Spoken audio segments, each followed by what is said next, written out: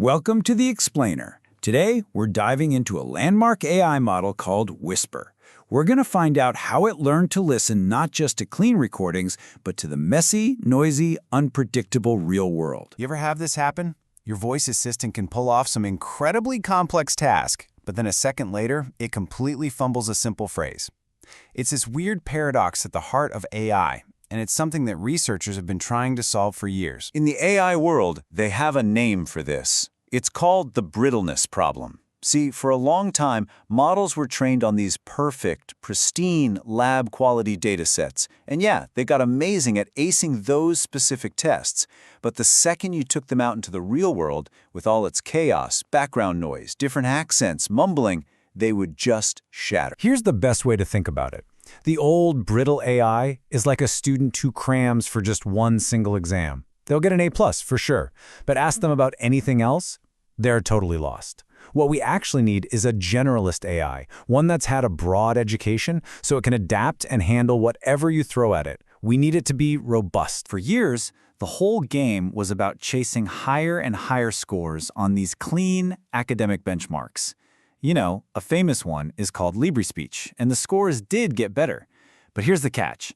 The researchers realized that even with near-perfect scores, these models were still nowhere near as robust as an actual human out in the wild. So the OpenAI team behind Whisper decided, you know what, let's just flip the entire script. Instead of just tweaking the algorithms or trying to find even cleaner data, they decided to change the entire philosophy of how a machine should learn. And they didn't just scale up, they went massive. They trained their model on an almost unbelievable 680,000 hours of audio that they just scraped from all over the internet. I mean, to put that in perspective, that's over 77 years of audio, playing nonstop. Now, the secret ingredient to this whole thing is a concept called weak supervision. Basically, instead of trying to find perfectly clean audio, they decided to just embrace the messiness of the internet. The bet was that the sheer quantity and variety of this good enough data would be way more powerful than a small, perfect dataset could ever be. But you can't just download the internet and call it a day. They had to build this really smart pipeline to turn all that chaos into something useful. So first, they collected everything. Then, they used some clever automated filters to weed out the really bad stuff, especially transcripts that were made by other, older AIs. After that, they chopped all the audio into standard 30-second clips and got rid of duplicates. This was crucial to make sure the model was learning from the widest possible variety of speech. And because they trained it on this huge, messy, multilingual glob of internet data, something pretty amazing happened. They didn't just end up with a slightly better transcription tool, they created one single model that could do a whole bunch of different speech-related tasks. And this part is just so elegant. The model works kind of like a command line, but for audio. By giving it these little special tokens, you can tell the exact same model what job you want it to do.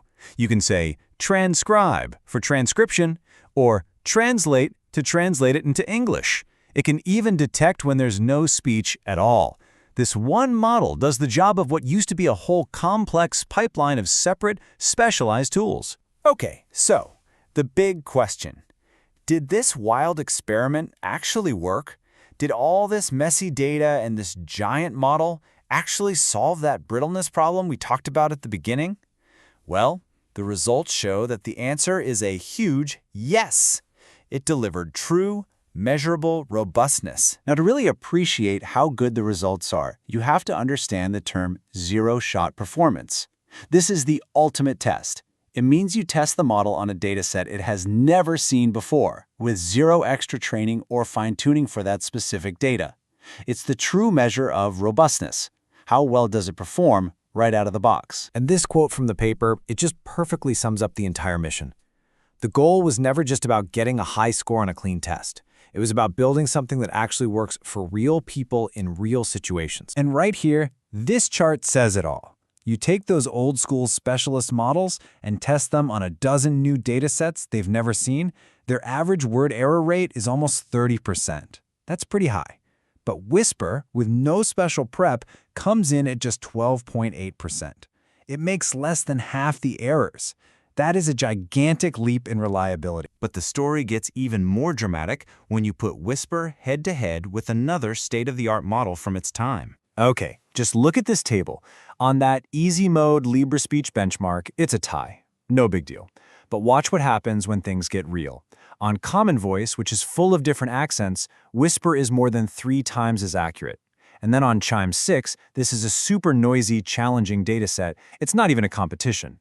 Across the board, on average, Whisper makes 55% fewer errors. That's incredible. So what this all adds up to is that Whisper's performance doesn't just look like a better AI, it starts to look a lot more like a human's. That ability to generalize, to handle all different kinds of audio, it finally starts to close that gap and approach the kind of robustness that we as human listeners have naturally. And this is just fascinating. This is what the AI is actually looking at. It doesn't hear sound like we do, it sees this image. It's called a spectrogram. It's like a visual fingerprint of the sound. The model's entire job is to learn how to translate the incredibly complex patterns in this image directly into clean, punctuated text. It's pretty amazing. And this isn't just for short, 30-second clips. The researchers made sure it could handle long-form audio too. You know, things like podcasts, interviews, or even the explainer you're listening to right now. And when they tested it against commercial services, it was competitive right away, with no special treatment. So when you put this all together, why does it matter so much? Well, first, Whisper basically proves that the path from brittle to robust AI runs right through messy internet-scale data. Second, it shows the incredible power of simplicity, that one flexible model can do the job of a whole suite of different tools. And maybe most importantly, it points to a new path forward, that one of the best ways to make AI smarter isn't just better algorithms, but scaling up this diverse, weakly supervised data. Which leaves us with a really provocative final thought.